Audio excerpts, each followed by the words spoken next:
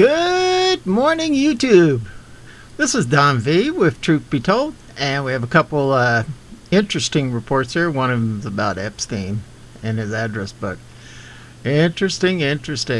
Before we move to the report, please subscribe. Remember, it's free to subscribe. Doesn't cost you a cent.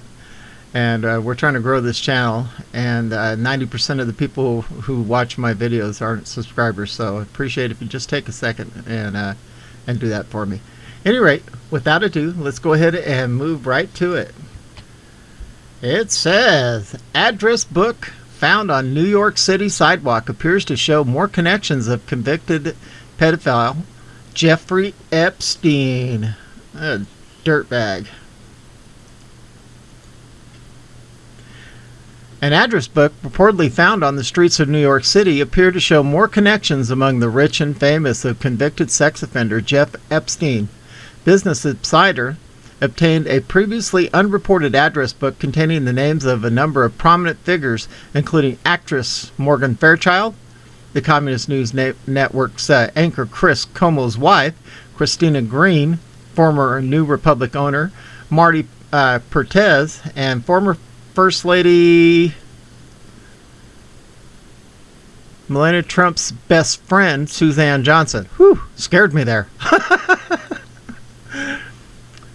Susanna Urcha, who was married to former 45's administration official Woody Johnson, is also named in the book, along with financier Carl Icahn, billionaire John A. Mattis, and writer Stephen Ratner, according to Business Insider, which published a full list of those named in the book. Former musician Denise Ondako found the book on the sidewalk in the late 1990s when she was living in the Manhattan East Village, Insider reported. One of her relatives realized who the book might have belonged to in 2020. Ondako sold the book on eBay to a congressional candidate who was living in Vermont. I wasn't smart enough to figure out it was Epstein's, Ondako told Insider. She also told the publication that she reached out to the New York Times, John Oliver, and Rachel Maddow about the book before selling it, but had never heard back. Of course, they'd never want one of their heroes to come out on something like this, would they? The book contains 349 names and is dated October 97, according to the Business Insider. If it is, in fact, one of Epstein's black books, it could allow the public a glimpse into Epstein's affairs a decade before his already publicized little black book was completed. Over 200 names are included in the book that do not appear in the later address book, which turned up in 2009. Epstein allegedly died of apparent suicide in a federal jail in New York City in August 2019.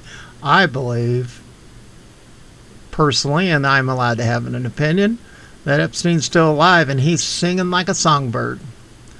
New York City. His cohort, Ghislaine Maxwell, who has been accused of involvement in Epstein's crimes against young women, was arrested by the FBI in July of 2020.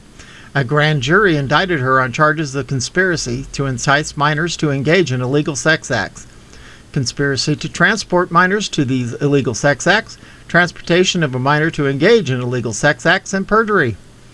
The victims were as young as 14 years old. Oh, that just makes me ill.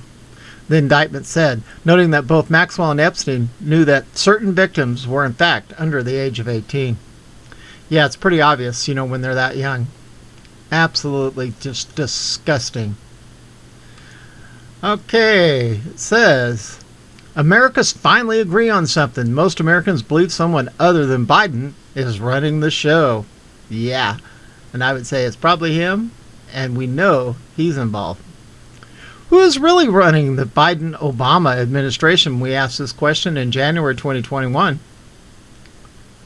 We asked it again on the 4th of July.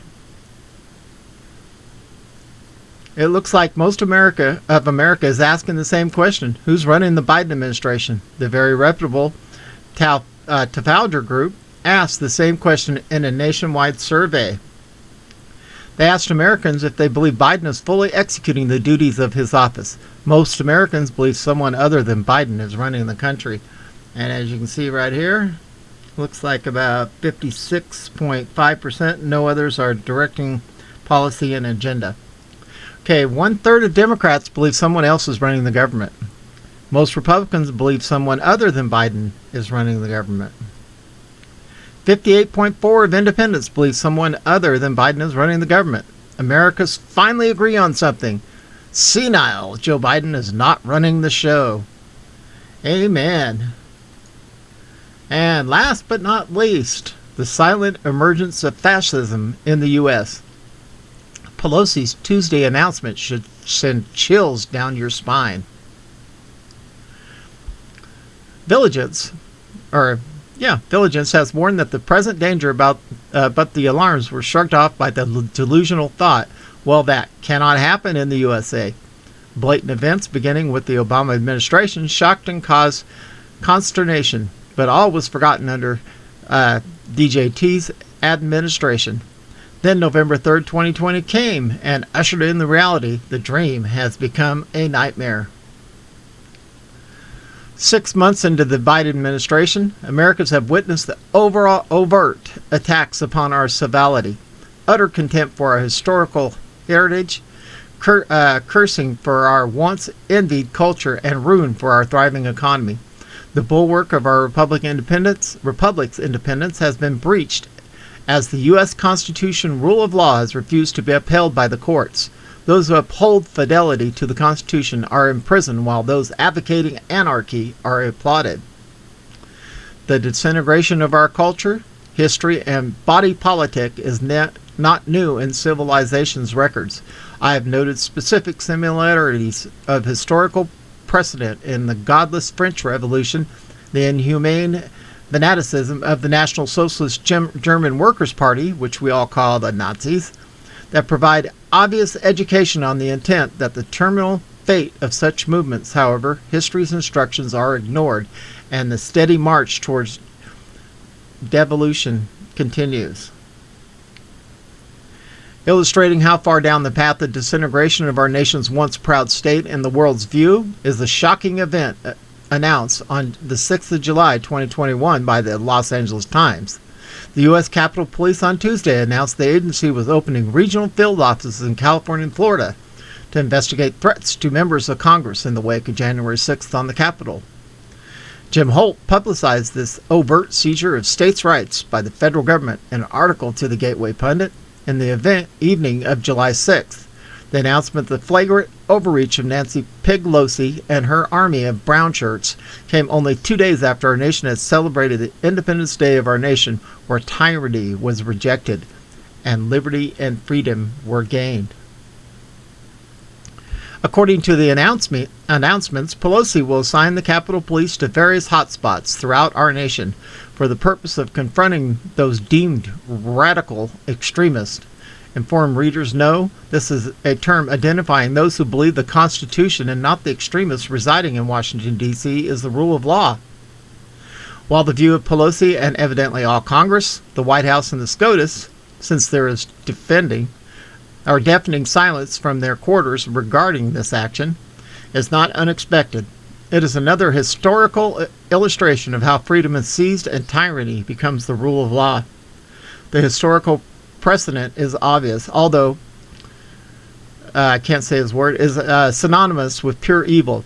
He is not alone in civilization's hall of shame. All despots share a behavioral pattern. This recent announcement of the deploy of Pelosi's Capitol Police to eradicate racial extremists throughout the nation is clear behavior of despotic rule and ruin.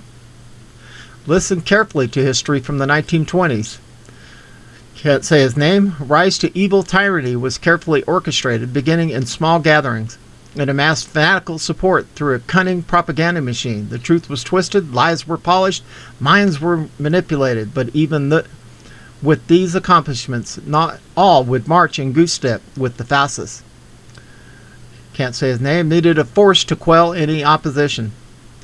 Can't say his name. Is forever etched in the chronicles of human civilization as the personification of evil. It was due to him that Hit turned to secure silence to the radical extremists threatening Hit delusional dreams. Him started in 25 with a band of 300 bodyguards for Hit. This group was established and named as Schutzstaffel. We know it simply as the SS. These were the black uniformed skull insignia and forces of Hitler's evil. This group grew to 50,000 when Hitler took control of Germany.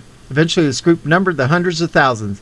Initially, this group was Führer's personal bodyguards, but evil knows no boundaries.